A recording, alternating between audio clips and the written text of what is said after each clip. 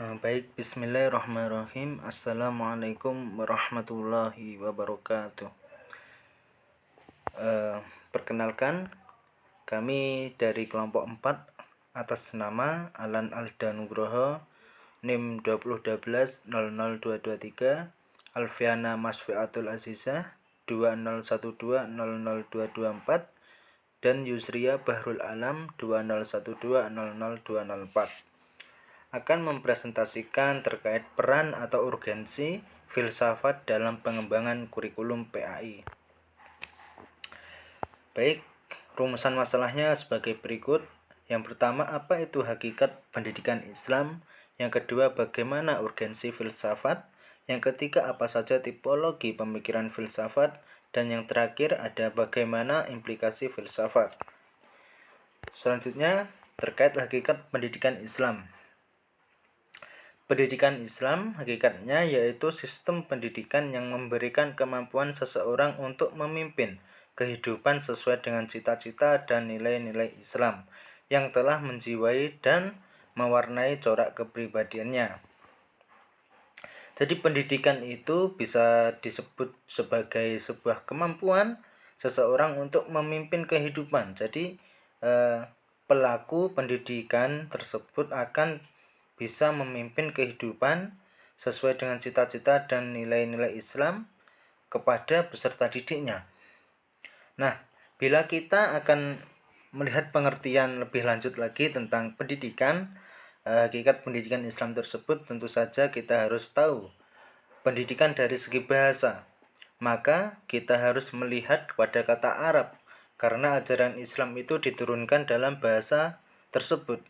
Kata pendidikan yang umum kita gunakan sekarang dalam bahasa Arabnya adalah tarbiyah. Dengan kata kerja robba, kata pengajaran dalam bahasa Arabnya adalah ta'lim. Dengan kata kerjanya alama. Pendidikan dan pengajaran dalam bahasa Arabnya tarbiyah wa ta'lim. Sedangkan pendidikan Islam dalam bahasa Arabnya adalah tarbiyah Islamiyah.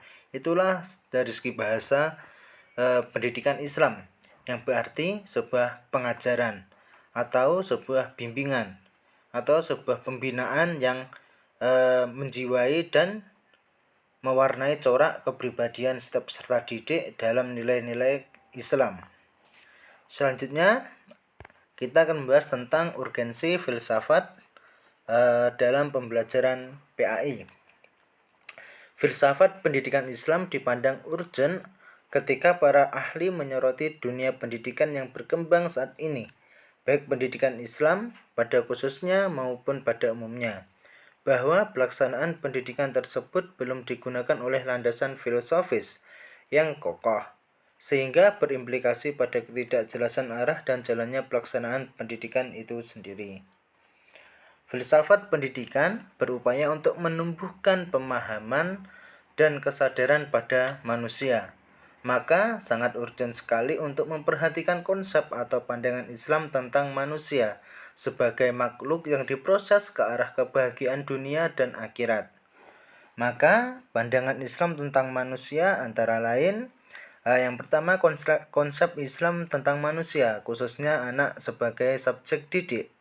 Manusia pada mulanya dilahirkan dengan membawa potensi yang perlu dikembangkan oleh lingkungannya, sehingga urgensi di sini bisa dijadikan sebagai sebuah pedoman bahwa manusia itu membawa sebuah potensi yang bisa dikembangkan.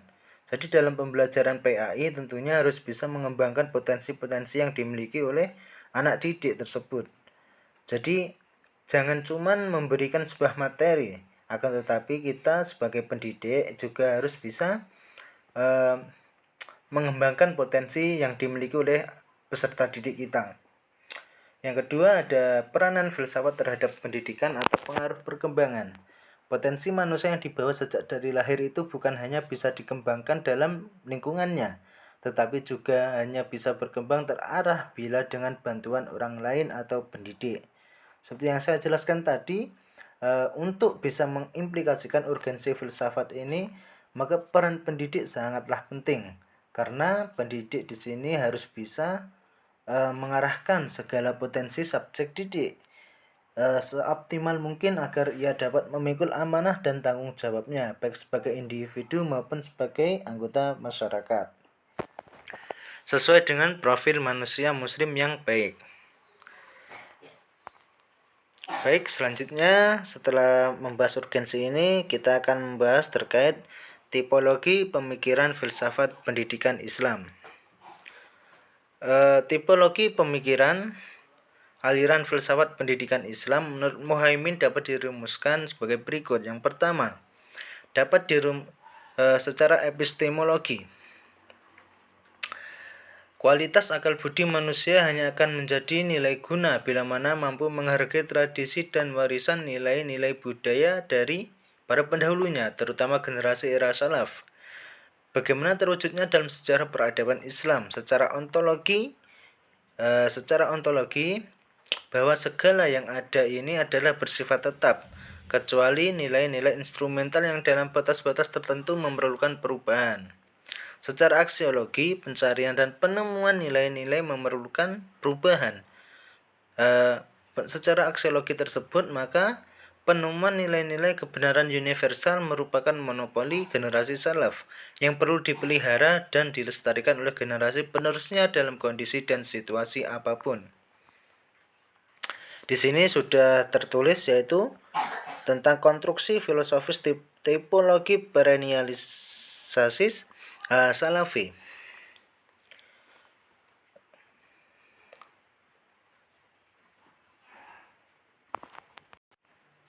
Baik, menurut tipologi filosofis perennialisensialis Salafi,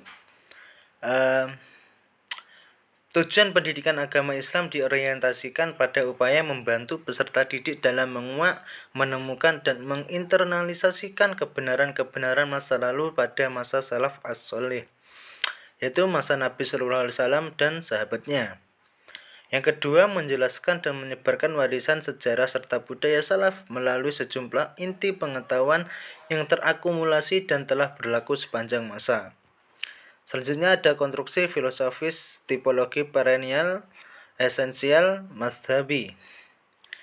Berdasarkan pada tipologi perennial esensialis mazhabi, tujuan pendidikan agama Islam diorientasikan pada upaya membantu peserta didik untuk menguak, menemukan, dan menginternalisasikan kebenaran-kebenaran. Selanjutnya menjelaskan dan menyebarkan warisan ajaran seperti yang saya jelaskan tadi. Selanjutnya ada tipologi modernis yang bertolak pada pandangan tipologi modernis ini. Tujuan pendidikan agama Islam diorientasikan pada upaya memberikan keterampilan dan alat-alat kepada peserta didik yang bisa digunakan untuk berinteraksi dengan lingkungannya. Jadi peserta didik harus mempunyai yang namanya media atau pendukung dari pembelajaran, sehingga pendidik harus bisa sebaik mungkin untuk mengetahui apa saja media yang bisa digunakan, apa saja hal-hal yang bisa dimanfaatkan untuk pembelajaran nantinya. Yang seterusnya yaitu membantu peserta didik agar mampu menyesuaikan dan melakukan penyesuaian kembali dengan tuntutan perubahan sosial dan perkembangan ilmu pengetahuan. Selanjutnya di sini ada juga tipologi perennial esensialis kontekstual falsifikatif, yang berarti tujuan pendidikan agama Islam dari tipologi ini yaitu membantu peserta didik menguak, menemukan, dan menginternalisasikan kebenaran-kebenaran masa lalu, seperti yang sudah saya jelaskan tadi. Selanjutnya juga ada tambahan dari beberapa yang tadi, sebenarnya sama saja, akan tetapi ada beberapa tambahan, yaitu membantu peserta didik agar mampu menyesuaikan dan melakukan penyesuaian kembali dengan tuntutan perubahan. Ya, dengan tuntutan perubahan zaman atau globalisasi dunia, maka pendidik maupun peserta didik harus bisa menyesuaikan perkembangan zaman yang ada, sehingga kurikulum PAI pun juga harus ada evaluasi-evaluasi tertentu. Misalkan dari KTSP menjadi 2013. Misalkan di zaman pandemi ini pun juga ada perubahan terkait pembelajaran daring, maka salah satu implikasi dari tipologi ini ya untuk mengikuti perkembangan zaman agar bisa terlaksanakan dengan baik pembelajaran yang ada. Yang terakhir ada tipologi rekonstruksi sosial yang juga sama saja dengan hal-hal yang sudah saya katakan tadi, akan tetapi ada beberapa hal yang perlu ditambahkan, yaitu membantu peserta didik agar memiliki sikap menghargai atau toleran, membantu peserta didik agar memiliki kemampuan bekerja untuk berpartisipasi, membantu peserta didik agar memiliki kemampuan strategis dan teknis dalam berhubungan dengan masyarakat, dan membantu peserta didik untuk meningkatkan kemampuan berpikir kritis. Maka di sini lebih kepada intelektual atau kepada sikap dan pengetahuan harus benar-benar terrealisasikan dengan baik. Selanjutnya kita akan bahas tentang implikasi filsafat pendidikan terhadap pengembangan kurikulum PAI. Implikasi filsafat pendidikan Islam tersebut terhadap pengembangan kurikulum PAI memiliki tujuan masing-masing pada tipologi pemikiran filsafat pendidikan Islam. Ya, tentu saja yang pertama, filsafat dapat menentukan arah dan tujuan pendidikan. Kedua, filsafat dapat menentukan isi atau materi pengajaran yang harus diberikan sesuai dengan tujuan yang ingin dicapai. Ketiga, filsafat dapat menentukan strategi atau cara pencapaian tujuan. Yang keempat atau yang terakhir, melalui filsafat dapat ditentukan bagaimana menentukan tolak ukur keberhasilan proses pendidikan. Karena dengan filsafat kita bisa berpikir secara rasionalis, dengan kritis, dan tentu saja kita bisa berpikir secara logika agar bisa menemukan permasalahan atas solusinya ya. Baik, itu saja dari kami kelompok 4. Terima kasih. Apabila ada salah kata atau salah pembahasan, kami mohon maaf sebesar-besarnya. Terima kasih sekali lagi. Semoga kita dalam keadaan yang sehat selalu dan bisa meningkatkan pengetahuan kita. Wassalamualaikum warahmatullahi wabarakatuh.